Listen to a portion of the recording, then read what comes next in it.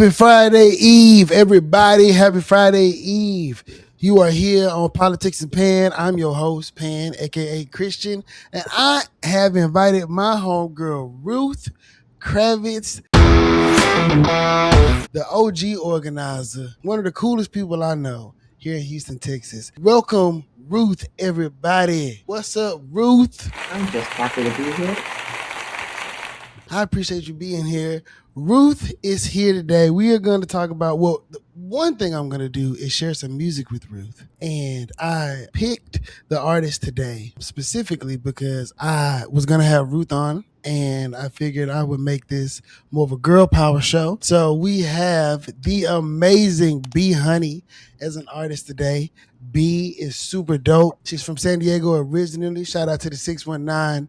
Amazing R&B soul artist with a beautiful voice. She gave us some wonderful tracks that we're going to share with everybody today. It's going to be amazing. And we're also going to talk about public education, Thomas Massey losing.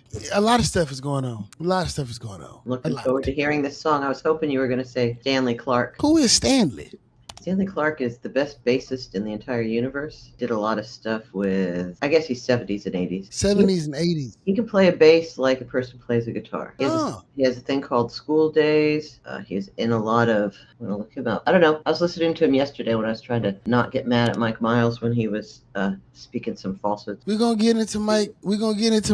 And Mike is very stoic. Very stoic. Very stone-faced. Stoic has some positive connotations. He has a righteous belief in the rightness of his claims, and he has no capacity to understand that what he's doing is harming a generation of kids. He is the biggest narcissist narcissism is bad, and narcissism when you have a lot of power is really bad. This is true. And he has a lot of power. And I don't even have words right now. But before we get into that, because we're going to have a lot of time for that, we're going to get into our first song, right, by B Honey.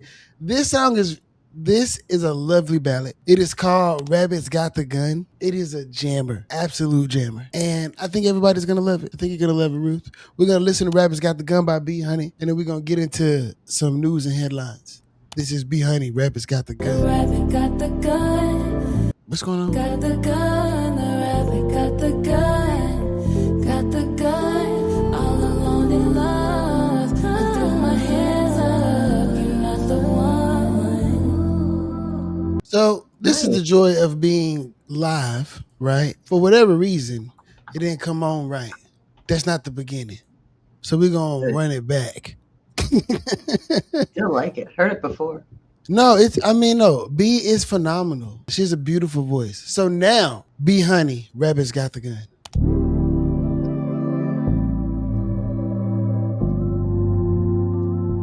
What's up, Kurt?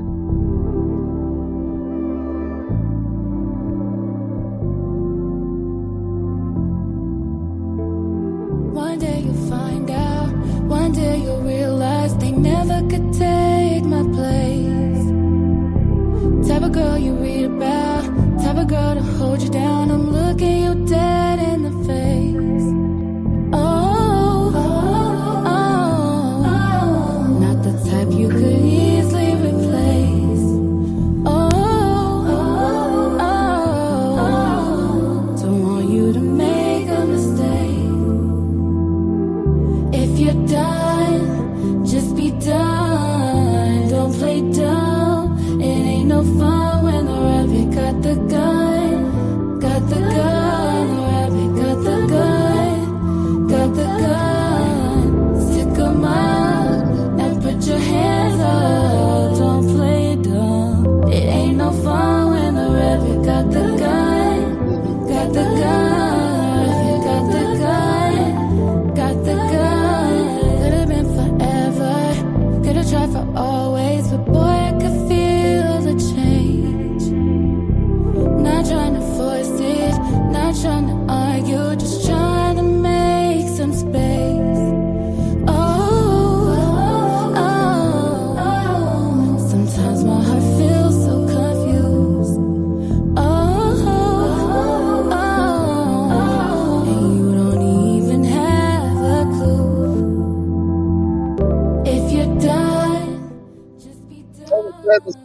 about B Honey. What'd you think about that, Ruth?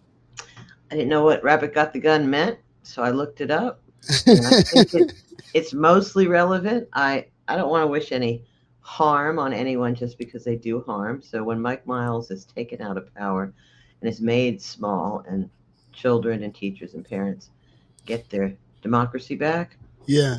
I don't want any harm to come to him. But I do like the fact that he needs to know his day is coming. Yeah, I can dig it. I can dig it, and that's why I think this conversation is important.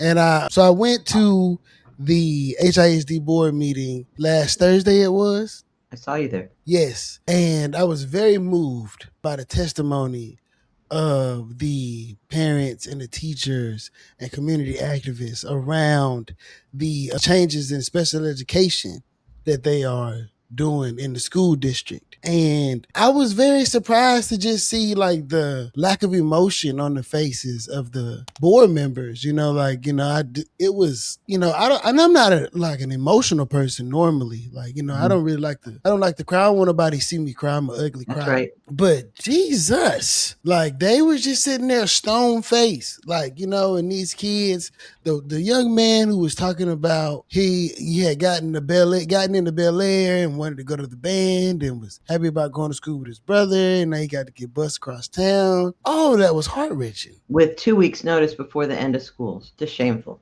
I just don't, in America today, right? Like we are just mainly being told what to do. We're not being asked. We're not being consulted. Like across, governmental entities, like across the nation, we're being, we're in a dictatorship. Like in so many words, right? Like, and this is a great segue into how we're gonna survive this dictatorship.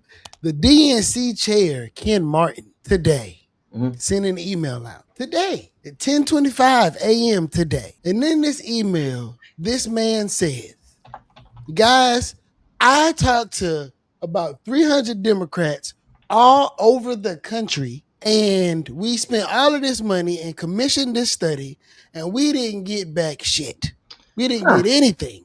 We didn't get nothing. And actually what I got back was ass. What they gave me was really bad. They gave him nothing, Ruth. I'm reading about it now. They gave him absolutely nothing. The leader of the faction of our party, that their sole job is to win elections. Like that's their sole job. Like the sole job is to raise money so that we can win in public office. And this guy spent money, right? Like I'm sure he gave money to some consultant that's his friend, right? Because this is the norm, right? We don't pay the most qualified people. We pay our homies, like, and if they do a bad job, we're like, so what? Because we've been losing for so long, right? Like you can point to the previous tenure of your previous chair of the Texas Democratic Party. We've been losing for years and years and years and years and years, and nothing seemed to change. Just constantly losing over and over, getting our asses kicked, and nothing is changing. And then this morning, the leader of our national party gets on Joe Biden's internet and says, hey guys, I paid for some bullshit and I've been hiding it from y'all for months. I've been hiding it from y'all for months. And this is me coming clean about me being on this bullshit and not actually telling y'all that we don't know what the fuck we doing. And he's going to write this really long email. Who is reading this long ass email? Because we all read emails on our phones. We're cooked, Ruth. We are not cooked. All right, tell me why. Well, we're gonna land down ballot inside Houston. When I was a teacher in the near North Side, served at Jeff Davis High School, now North Side, serving mostly near North Side and Fifth Ward kids. And younger, hotter, and cooler. I thought all I need to do is open up the world for the kids in front of my face because they're going to be our future. And I didn't pay much attention to trying to ensure that we had a system that worked down the road because you only have so many minutes in the day. And I think it's still the right thing to do because when you open up the eyes of people who are 15, they become 30 eventually and they're not jaded and they change the world. Eventually, I didn't want to land on this grenade posing this takeover. Yeah. But somebody needs to. We're supposed to live in a democracy. Kids are supposed to be able to walk down the street when they're 5 years old, holding their parents' hand in every single neighborhood, everywhere, whether the neighborhood is under resourced or not, black, brown, or white, and whether the parent knows what the hell is going on or doesn't. And they should be able to walk through the doors of an open enrollment, high quality, equitable, comprehensive school where all they have to do is show up and then love happens to them. And then they start thinking of a future for them. And so maybe the DNC, maybe the people at the top need to start thinking about the 5-year-olds at the bottom, and that everything they do is designed to ensure that the kids who are the least of these little 5-year-olds, and kids whose parents may or may not have a roof over their head, and kids whose parents may or may not have a college education, and kids whose parents may or may not have done well in school themselves, that they have a place where they can feel love, feel happiness, feel joy, develop a love of learning, and go home every day and say, Mommy, this is what I learned today, and it was great. And what you saw last Thursday at the board meeting was a whole bunch of parents, black, white, brown, rich and poor, who said, what you're doing, Mike Miles, to our school district is treating our children like they're zombies. And that's not fair. When, when we are in these apparatuses, right, that are supposed to fight the power, right, because in his email, he did mention, right, that the Democratic Party is a big tent party, right?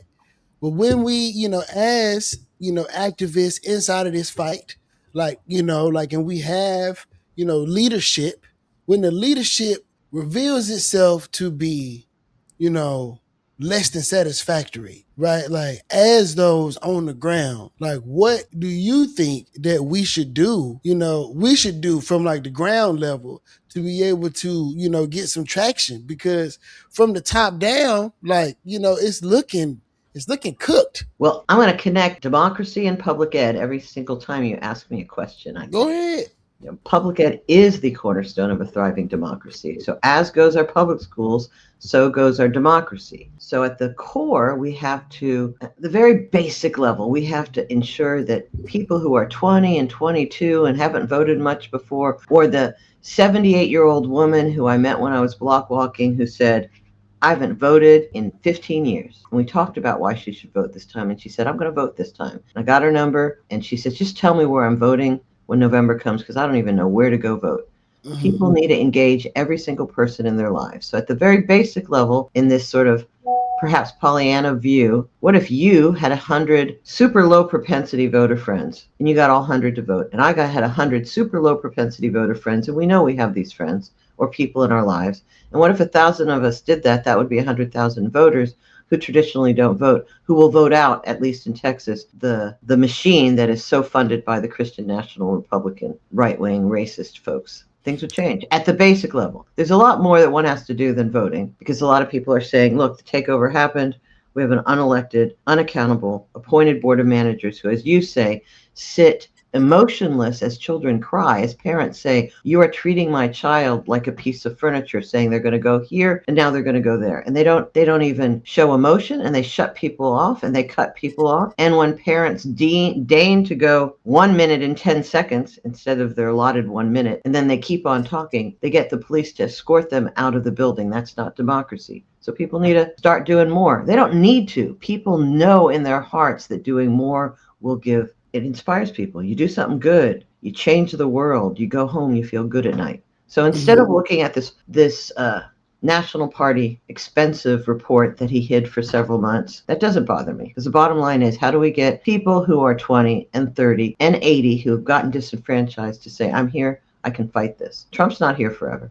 And I don't disagree with that. And I think the messaging around, Trump being bad and him being bad for democracy, I think we're beating a dead horse there. I don't think that it is resonating well enough, but I mean, luckily for the DNC and Kim Martin, the lay voter isn't paying attention to this. Right? That's like right. Not a thing. So luckily for him, that's the case, right? But if just by chance, right, people catch wind of this and the narrative that there, is maybe some incompetence rolling around, right? Like, that is going to further alienate voters who are already not, fully engaged. You know what I mean? So at least in Texas, with Gina, running for governor at the top of the ticket. I think it can galvanize a lot of people. You're right. People don't care about big, shiny issues. They care about, do I have enough money to pay for food next month? Mm-hmm. Is my baby going to be happy in school? Is my mother who has cancer going to have the health care that they need? These are real issues. So for me, and this odd fixation with public ed, because everything matters, but for me right now, public ed matters the most, people really do care. And so with Gina Hossa, it's really simple. If she is elected governor, she has the power to appoint the TEA commissioner, who's appointed by the governor, and she has the power to fire the TEA commissioner. And as soon as she fires him, she can appoint an interim, and then that interim can end the takeover and declare victory and simply end the takeover. It's just that simple. And that's the kind of message I think people need to hear. When families are being dismantled by the takeover, like you saw last Thursday at the board meeting when 100 parents spoke one after the other about how this takeover is harming their schools, closing schools, turning schools into AI. I mean, what parent wants their kindergartner to be learning with AI and graded with AI, without books in the school, without cozy reading nooks, without rugs? And when there's somebody at the top of the ticket who says, I can do this and I can change things, at least at the very basic level, for you in November, and all you have to do is show up and vote, that could change things in Texas. I think so too. I mean, I don't disagree. And and y'all know me. I'm a little moderate, right? And I'm a little pessimistic, right, with my government, right? And but I'm also like a big fan of like government, like run like Mondami is doing in New York, right? Even though people are skeptical about his finance practices, right? Like people are skeptical of our mayor's finance practices. His approach is people first, and I think that that's what matters the most. But I think that with our leadership, at least in the Democratic Party, not being able to show. Ruth, do you watch football? I watched football when the colors of the football players in Houston were turquoise. So I did watch football during the Love You Blue times. So if we want to talk about that moment in our history, I can. But so if you want to give me a football metaphor, go ahead. Okay, all right. Let me try this. So during that time, whoever was the worst team in the league, right? Like that's us. We keep losing, right? Like, and I don't view things like that. We're not controlling the narrative. Like we're playing a lot of defense, but we're not making a lot of offensive moves. Like in this here, right? And I'm gonna make this last point and I'm gonna get off this topic. This here is more defense, but also like a PR move, but like, and I get it, right? Like if any time is a good time, this is the best time because Trump's approval ratings are shit. And it's like, he's, everything is going to shit, right? So if any time is a good time to say, hey guys, I fucked up, I made a mistake, like this is the time, right? Because people will go, well, at least you're trying, right? Like if now, but like the bar is low, even for that. Like the bar is low. So like my worry is, right, because the people like you with hearts like yours are not in charge.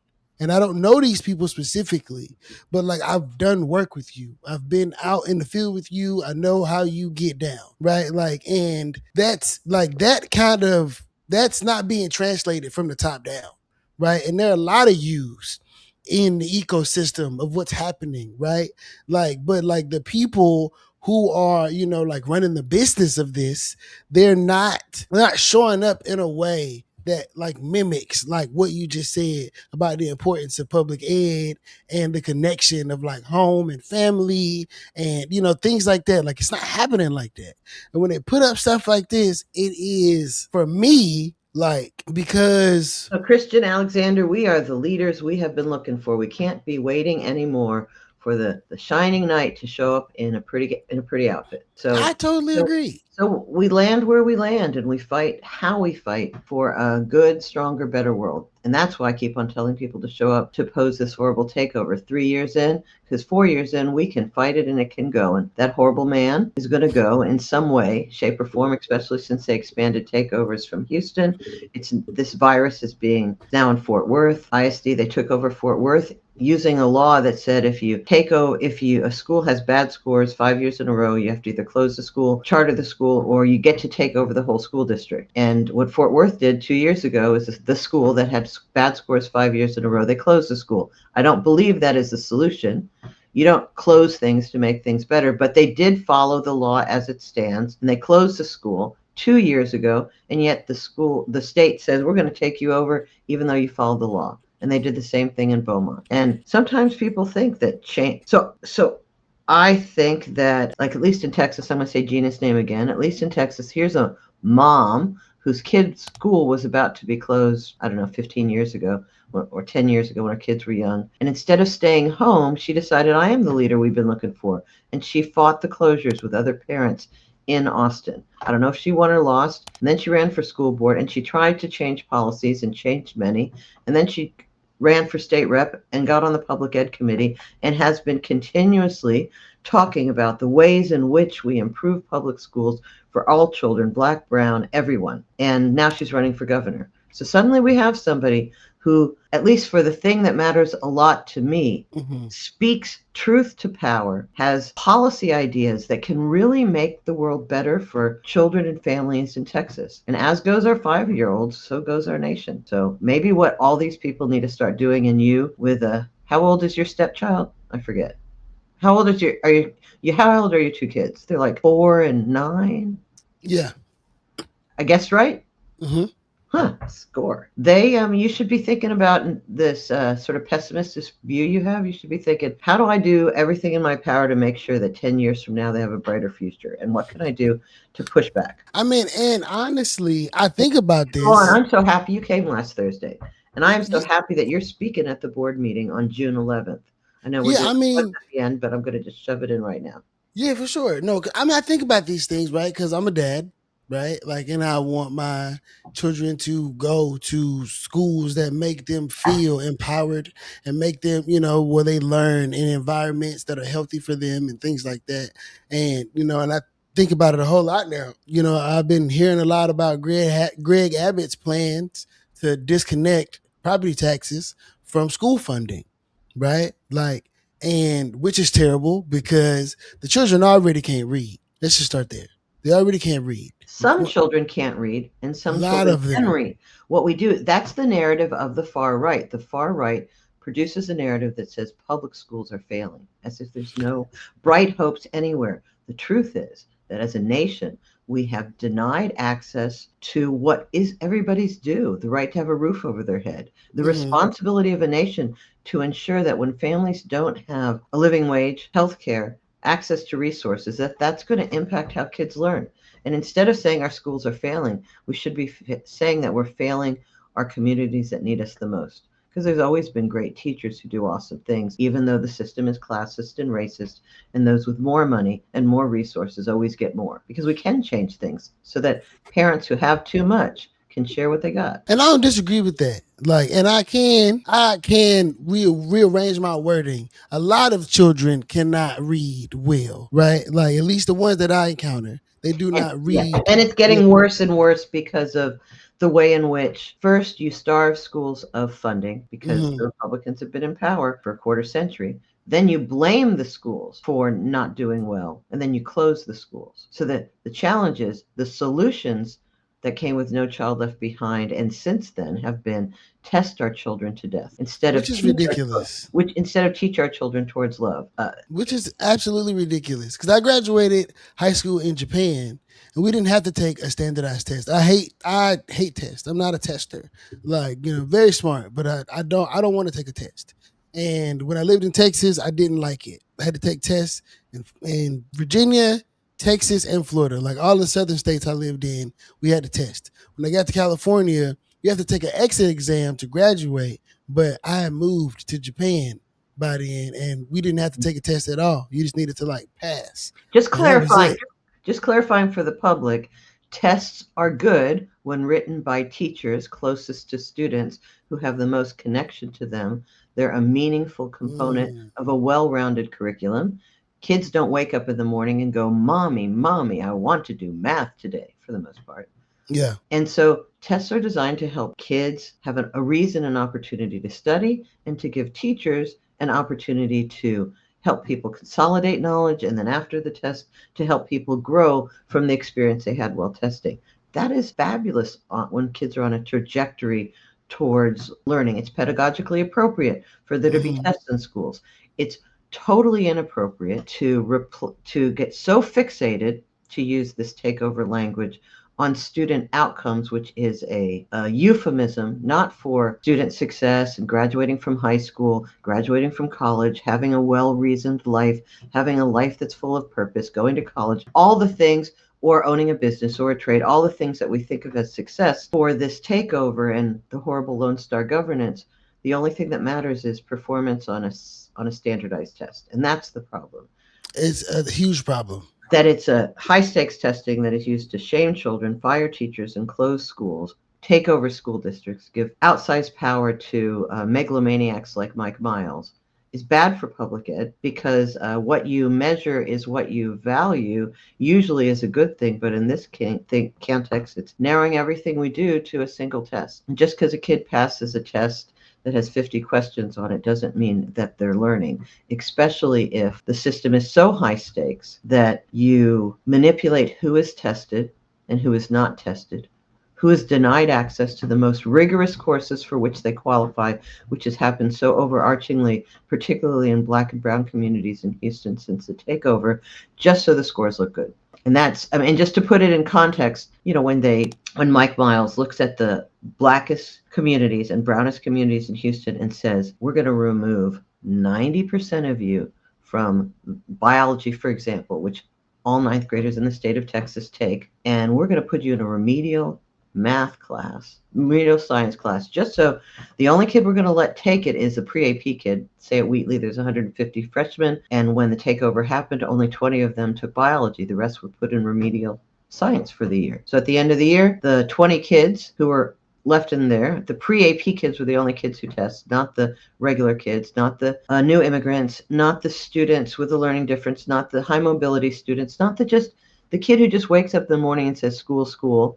They didn't get to take the test, only the honors kids. And of course, there were historic gains. And Mike Miles said, look how great I am. Look what a wonderful thing I'm doing. The scores are so much higher than before, but it's at the expense of all those other kids who didn't get to take the course for which they qualified in ninth grade, and that meant they didn't take it till 10th grade, which means they couldn't take AP Bio as seniors. And you and I both remember when we were 14, we weren't perfect. So just because a 14-year-old doesn't present as honors doesn't mean they should be denied stuff. And this has happened over and over again since the takeover. So it is, the only thing I can think of is it's unconscionable and it's an abomination what he's done. And we could talk about other examples too. I mean, well, I know that this is happening nationwide. Like, the Republican Party has an overarching agenda to be able to, fit things in the mold in which they see America being shaped. Dismantle public ed. For sure. And our education system is first, right? Because like you said, as goes the 5-year-olds, as goes the world. I made an example of the young man who helped to usher in like the new era of like the KKK. He was like indoctrinated by his family into the belief system, and he like brought their message to the internet and stuff like that, and helped to like, birth movements like the Proud Boys and stuff like that. But they got him right as a child, and he was an influential child and a bright child and somebody that, understood technology and communicating at a high level. And he was able to like have influence. And so like within that movement, right, they, putting Turn Up on USA in the schools and things like that. I see it definitely, as you're saying it, but also as a broader agenda to be able to push this school of thought on the country more broadly, right? The right wing Christian nationalistic mind frame of like what America should be and what the greatness of America is. And if, we like you said, like, I have children and this is even going into some of the questions that I have for you, right? Like I was initially like, I didn't want to send my kids to public school. Man, I was going to pay for them to go to a private school. Now I feel that way because of things like this. Let you down. Because things like this, right? Like, because I personally had a Like my school, growing up, school was good for me. But I also grew up in the military system. I went to school in the Department of Defense system for the most part. Like, and I also went to a different school like every 2 years after the fifth grade. So we would go to another state, we move to a decent neighborhood, go to decent school. Move to another state, go to a decent neighborhood, go to a decent school. And then we moved out of the country. So I mean, I had a very a very different like schooling journey. But I'm going to interrupt you for a second. Go ahead. Two things can be true at the same time. You know, things can be dialectical. That whole dialectical behavior theory, that the public school system can be letting so many people down across this nation. It can be the fault of the Republicans for focusing so exclusively on high stakes testing that narrows the curriculum and removes joy.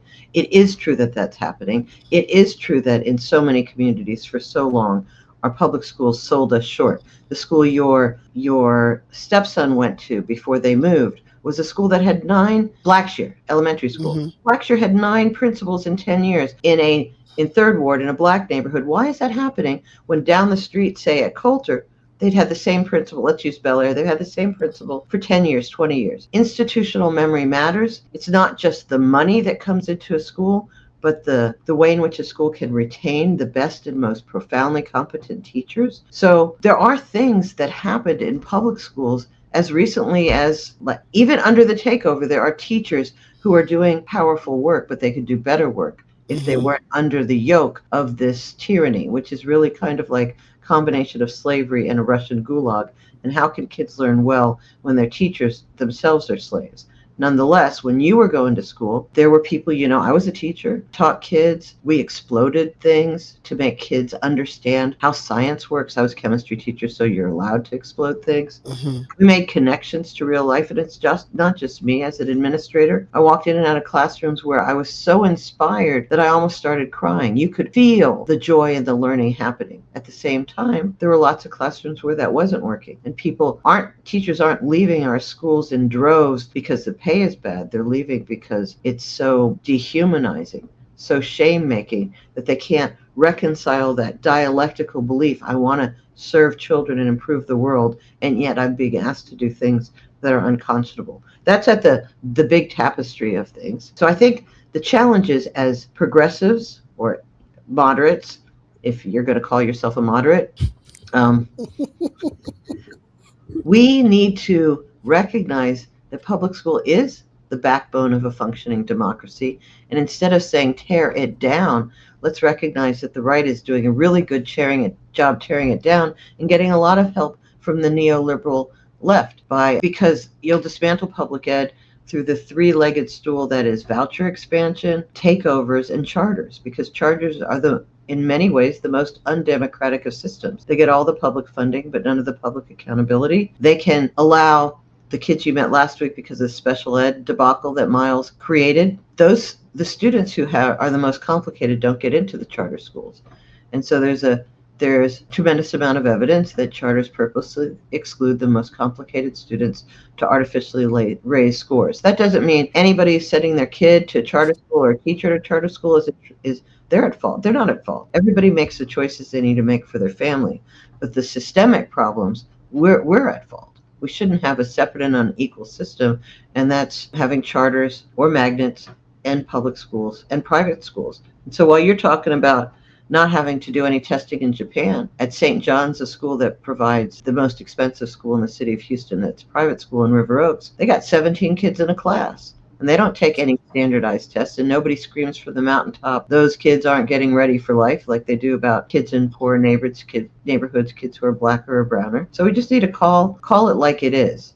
And we need to not prop up the right wing by stating what they're stating as fact. Our public schools aren't failing. We're failing our public schools in our society. We need to invest, and we need to support our schools, and we need to love our children. So I know I'm shifting as you go back and forth, but I appreciate. I don't disagree. I think that because one of my questions is, and I lean into the the whole charter school thing. I understand that charter schools are like for-profit entities for the most part, and they are, they're able to kind of like run free. But for those people, like I know, like in the Black community, there's an argument that like the charter, because public school, like you said earlier, has been failing the communities in like different ways due to like the leadership, misappropriation of funding and stuff like that.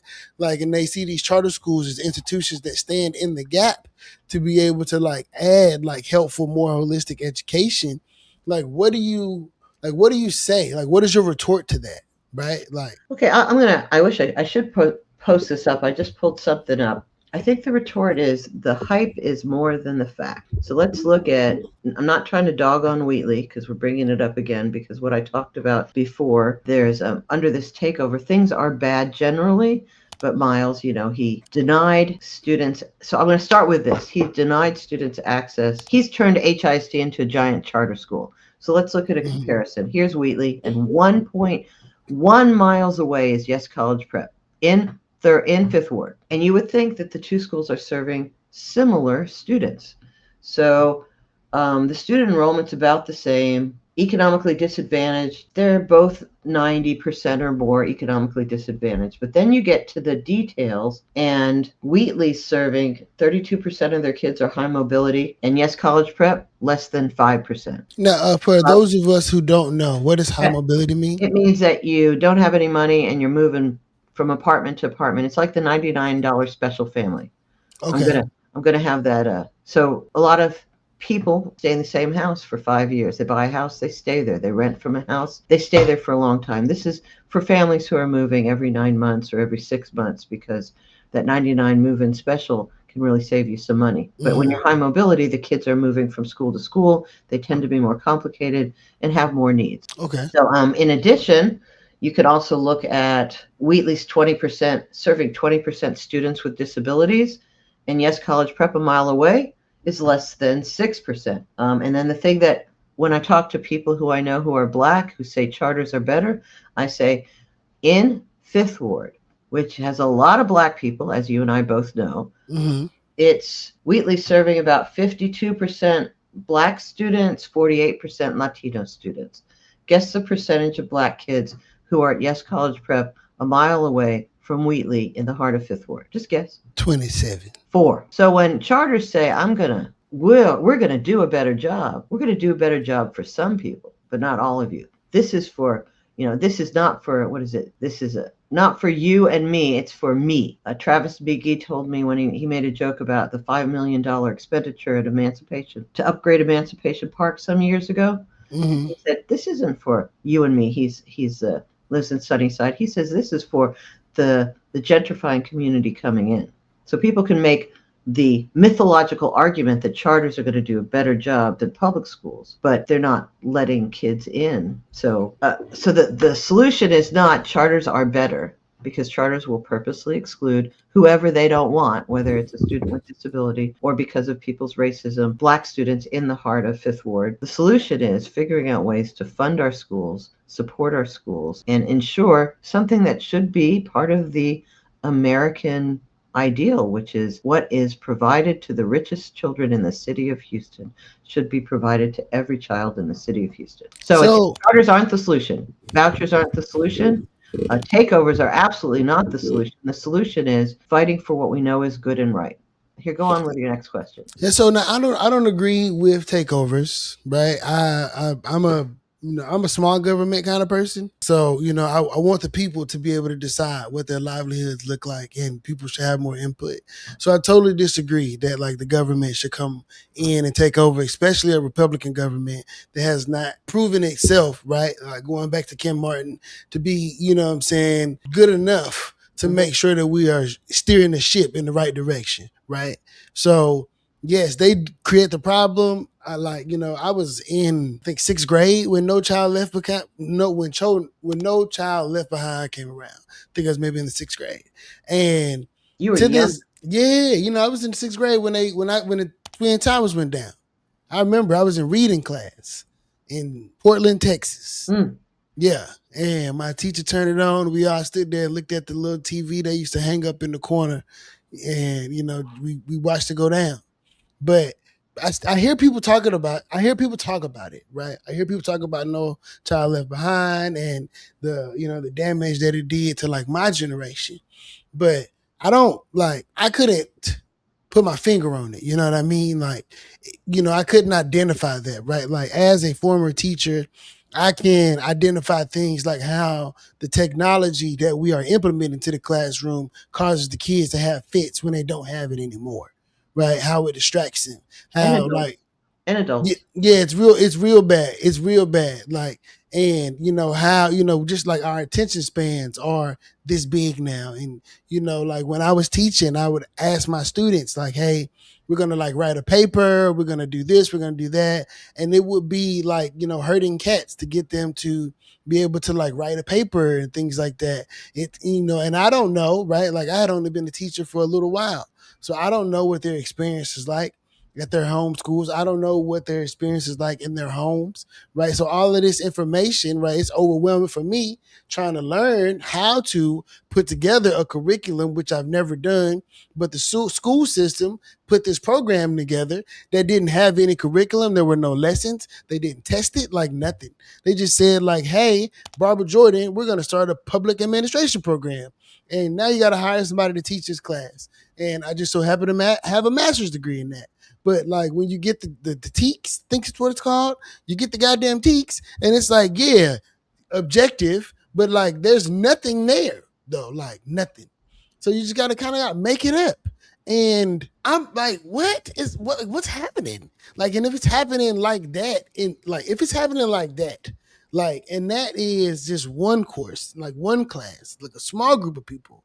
Like I can only imagine like how bad it is, like on a larger scale, like just like statewide with the leadership that we have. So, the challenge of things like takeovers is like 3 years ago, if you talked to me before this takeover, I could tell any parent where they could go in Houston, in Black neighborhoods and in brown neighborhoods and in white neighborhoods to get a good education, where there were principals who cared. But Mike Miles got rid of, forced out almost 50% of the teachers the first year and 40% the next year, and who knows how many are going at the end of this year. And we're in a situation now where for somebody who's a public ed booster, which is who I am, I do not believe in small government like you're saying. I believe that government can do things well because I watched it and I've lived it. And I'm sitting here in a situation where I have to say two things at the same time. This takeover is harmful to families, students, and schools, and Miles is lying to special ed parents, lying to the people whose schools were closed in February, because this has been the most harmful semester since this takeover. He said he's going to close 12 schools with 2 weeks notice in February. Then he expanded the NES program to 9 more schools. Then he created this crazy Future 2 schools that sort of like you learn online with AI in the morning. The worst of COVID, what we learned during COVID, that online isn't productive. And then you get graded with AI, and then he wants to expand this to 100 schools. So the nightmare that I had many years ago, that down the road we had a 2-tiered system that was more extreme than what we have now, where the rich get gardens and bunnies and labs and read alouds and critical analysis and deep, thoughtful experiences for their educational experience. And the middle class get a facsimile of that. And the poor basically get to learn online, because Miles said in the spring, we want to expand this AI learning to 100 schools. That's half of HISD. And he wants to do that in 3 years. And then on top of that, right before the end of school, you went to the meeting last Thursday, they say 5,000 families of the most vulnerable students with behavioral differences, students who have cognitive disabilities, students who are living with autism, that the students who are the most vulnerable are just going to be upended, moved across the school district to somewhere else 40 minutes away. In some cases, a parent they spent time going, I have twins. One of my kids is differently abled. One is not. I want them in the same school. They made all the plans to do that. And 2 weeks before the end of school, they find out that one kid's going to end up being 40 minutes away from the other, and there's nothing they can do about that. I want to tell you that we need to fight this takeover tooth and nail. Every parent, every teacher, every student, pushing whatever limits that we have. So I want to talk about that and say the takeover is horrible. We must fight it and its implementation in other places. But I also want people to realize we shouldn't throw out the baby with the bathwater. Public education is the most profoundly American experiment that we've ever embarked upon. And it's an experiment we need to hold to ourselves. And instead of like what you're sort of saying, I'm not certain if I trust public schools. How can we make public schools work for all kids? You know, like when I was teaching, I think the public called the school I was teaching at a dropout factory. Mm-hmm. Two things can be true at the same time. The kids I taught, 70% of them passed the AP Calculus exam, and that's a standard, and that was higher than at St. John's. And the kids went on to Cornell and Princeton and Columbia and UT and all over. And it's not just me. I'm just using myself as an example. And there are people who've stayed in high-need urban schools for years and years, changing lives. The challenge is, how can we systematize, create better policies that expand the things that are working to more kids across this nation, instead of what people often talk about, the system is failing, we have to do something, and the something that people choose to do, too much high-stakes testing, or this anti-democratic takeover that we're experiencing in Houston, they come up with a solution, the do something that makes things worse. So and that's why I think I'm more, and that's why as far as like school education is concerned, I think that, you know, because the problem now is like, you know, the party of small government, right, is the one, they're using the government to do everything, right? That's like right. They're using the government to do everything. I think that schools should be community centered. They should be like run by the people. And the most nonpartisan of things is the public school. You're right. And I think, it was, right? Like it was, but like, because like today is different now. Yeah. And, you know, and with the, like, you know, because when I talk to other Black people about public school, it's like most of the time it's like what's available, right? Like, because they don't have many other options. But like public anything, like in Blackness, just hasn't been like the most beneficial, or like, you know, there's not much public trust from the Black community to these systems that are supposed to provide public goods, because we cannot, right? And we're going back to Ken Martin, we cannot elect leaders that can galvanize the people, right, in the way that we discussed earlier in the show, like so that they can create meaningful change at the polls, and then that people who share like our vision for, like, you know, more holistically structured schools in the communities where people and families can be able to commune and learn from one another and share resources and share love and things like that, where that can be existent. And it's just not in my lifetime. And I haven't been aware for very long, right? And that's, you know, that's one of the reasons why, you know, I like talking to you about this kind of stuff, because you are hyper aware and you do like to back up what it is, you know, by finding real data to be able to say like, hey, like, you know, right, I agree, we shouldn't throw the baby out with the bathwater. But at the same time, like the people who are installing the tubs, like what are we doing about those people, right? Like how do we combat the how do we get the people to come to combat the Mike Mouses and the Greg Abbotts and, you know, and you know, the X, Y, and Z's. I'm a shout out my boy Snooches in the chat. You know what I mean? Ruth, that's my guy, Snooches Booches. Awesome. You know, like super, like, you know, like he is moderately Republican, right? Like, you know, so his point of view on, you know, public institution, big government, small government is, you know, it's a little right wing. But we grew up in the military together. You know, his dad was in the service, so was my dad. We lived around the corner from each other. Nice. But I think, like he's saying, homeschool, and I think, you know, that's a choice, right? Everybody got a choice. But I think school should feel like home. And like as a community, like when we come together and this is a public institution, just like, you know, public parks should feel safe and all those other kind of things. Like the school should feel like that, like you're saying. But the people that we have elected to be able to represent us, they can't seem to stay in power long enough for us to be able to live that reality. At least And not then, like, since I've been an adult. Like when I was a child, I can't, I wasn't tapped in. But since I've been an adult, it don't seem that way. Especially since I've been more involved in politics. Like, I can't help but think about it in a winning and losing mentality. there should not be. We need to look at our world not as a small government or big government world. We Mhm. need to look at our world as an anti-racist world. I'm going to use Kendi's language. And the thing you're talking about, in, like you say, in the Black community, people say the schools kind of used to suck, so maybe something better. Any change is good. There should not be, in this richest nation in America. Let me start with this. I remember a young reporter focused on the takeover a couple of years back. She's a young Black reporter. She grew up suburban, and she was a little out of touch initially about this takeover. And I said, okay, just drive up 59, turn right on Tidwell, and give me a call. Say, I'm on Tidwell and 59, and then call me back when you find a grocery store, because you're going to have to go 5 miles to Sheldon. This is an America where if you're in Trinity Gardens, North Forest, you have to find a banana. The closest banana you're going to find is at a liquor store. That's inappropriate. Say that. And when we talk about in the weeds, schools and stuff like that, the bigger picture is that there should not be communities where it takes 5 miles in the fourth largest city in the country to find a grocery store. And that when pools are open on one side of town, they're still closed years after COVID ended on another side of town. And the same goes for schools. So the challenge for me when we talk about schools is people focus on our schools are failing. And again, I'm going to go back to where we were at the beginning. We need to figure out a way to make sure that every community that we have the schools that all students deserve in every community. Mhm. That should not only include the parents who are loudest.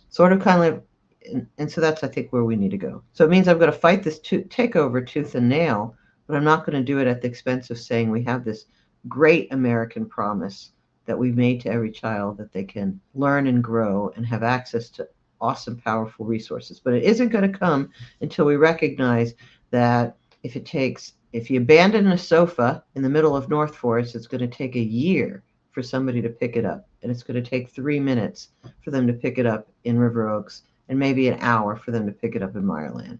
And until that changes, our schools won't change. You know what, Ruth? That's why you my dog. Mm. Right there. Mm. That's why you my dog. Because you are so wise when it comes to this. Because I'm not even gonna lie. I'm not super, I'm trying to be less pessimistic, right? Like I'm trying. And I am not the most knowledgeable on the difference in, performance in charter schools versus public schools, and especially in particular areas. But what I do want is other like young Black parents like myself to be able to have this perspective, right? Like, and be able to hear from someone who's been in the game as long as you have, as an astute educator like yourself, and, an administrator, as to like what's happening and why these things are happening, and, what is a different way to be able to combat these things, and how they can carve out a space for themselves to be able to use this public institution. So I really appreciate this, Ruth. This was a really good conversation. We didn't do any of the questions you had. So it's 8. So I'm going to do a little plug because I figure this is over now, right? Yeah, I got to go to politics and sports. So my name is Ruth Kravitz. I was a parent. I am a parent. I was a longtime teacher and administrator, and we formed this group, Community Voices for Public Ed, about 15 years ago at this point, to try to ensure that there's strong, fully funded schools in every neighborhood, all the stuff we've been talking about on the show. And we were so naive that we thought if we worked real hard, we'd get it all done in 5 years. So we only wrote a 5-year plan, thinking we didn't have to do anything after. But we're still here. And when the takeover happened, parents, hundreds, thousands of parents across Houston, we've been working in every single neighborhood to fight this takeover, to win what every family deserves, what every teacher deserves. So if you want to get more involved, you can Google Community Voices for Public Education. You can sign our petition and get on our mailing list. You can show up at our events. You can come to the summer conference on June 27th, which is themed Protect Public Ed, Protect Democracy. And our keynote speaker is Domingo Morel, who literally wrote the book Takeover a couple of years back about how takeovers purposely target communities with strong Black and brown political power to take over their schools and diminish the Black and brown political power that exists. So everything's connected to how what you talked about at the beginning. So it's Community Voices for Public Ed. You can look at us on socials at Houston CVPE, and you can reach out to me because I'm all over the place. Right on. And you can, this is their Instagram here. I was so locked into the conversation, I didn't do any of my production things today, Ruth. Just got me all discombobulated with your knowledge. But follow Houston CVPE on all socials. You can find them right here. This is their social media tag at the bottom. In the upper, my right, your left-hand corner, there's a QR code. You can scan that QR code and you can donate to Houston CVPE if you want to support their mission on empowering Houston public schools and making sure that our children have the best because they deserve the best and we need to get them the best. So before we get out of here, I got another song by my girl, B Honey, San Diego's very own, that I'm going to share with my girl, Ruth. I appreciate you snooches in the comments. What's up, Amber? What's up, Kurt? This was great. Ruth, I have one more song I'm going to share with you. I'm going to have you back on. Mm-hmm. This one is called Boomerang. It's like a little dance song. Nice. Yeah, this is Boomerang.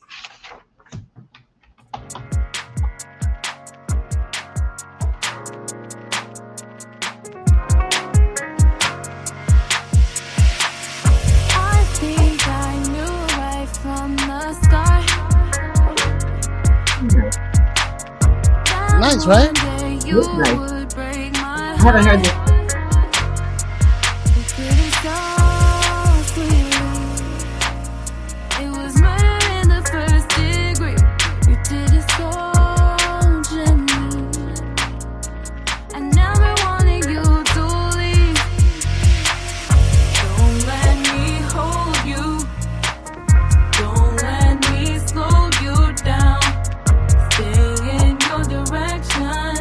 Love her voice. Very beautiful. I want to find her lyrics. Don't let me slow you down. Stay in your direction, and maybe we'll come around.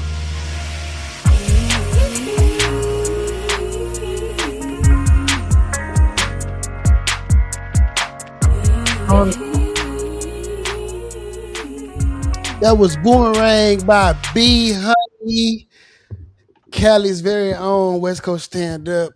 I would like to thank my guest for today, the Miss Ruth Kravitz. One of the smartest, brilliant, kindest, lovingest people I know. If I could tell y'all one thing about Ruth, is she gonna get you together. And I can honestly say, and I would love to give you your flowers, and this is going to exist on the internet forever, that I appreciate the impact that you have had on my life, being a friend and a motherly figure and a mentor and somebody that I just love and adore. And I hope that my audience, especially young Black parents, they get something from this that helps them to see how they can fight back and, to find a warrior in you, if they can find you and connect with you if they're having any issues with their children in the public school system here in Houston. I appreciate you. Back at you. Yes. Well, good night, everybody. I am off to Politics and Pores. If you have not shown up, it is LA August right now. You should get there. Peace, love, and laughter and learning. I hope y'all did all three of those things while we was on the show today. See y'all next Thursday. Bye-bye.